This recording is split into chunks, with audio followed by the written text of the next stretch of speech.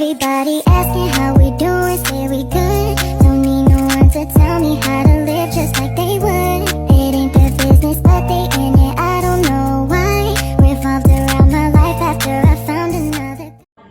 Life of Pi adalah film yang didistribusikan oleh Ang Lee berdasarkan novel dengan judul yang sama karya Ian Martel. Film ini mengisahkan perjalanan seorang pemuda India bernama Pi setelah ia terdampar di tengah lautan bersama dengan seekor harimau Bengal bernama Rich Parker.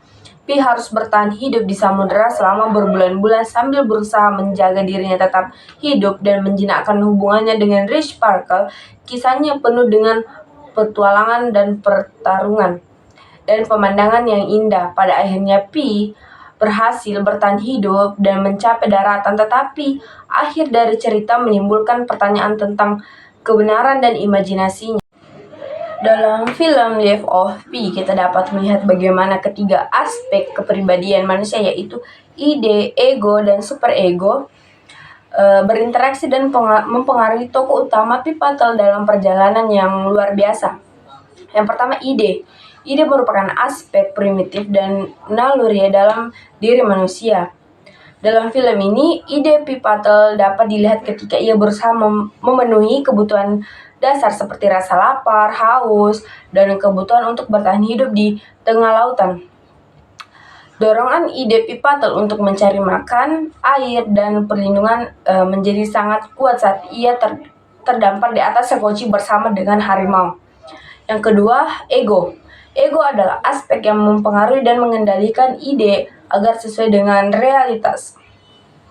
Dalam film, ego Pi Patel terlihat saat ia berusaha mencari cara untuk bertahan hidup secara rasional dan praktis. Pi Patel menggunakan kemampuan nalarnya untuk membuat strategi pembangunan tempat perlindungan dan mencari sumber makanan di tengah kondisi yang sangat sulit.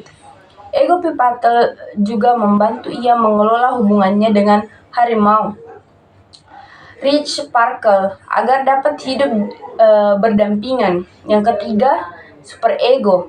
Superego adalah aspek yang berkaitan dengan nilai-nilai moral dan etika yang memiliki individu.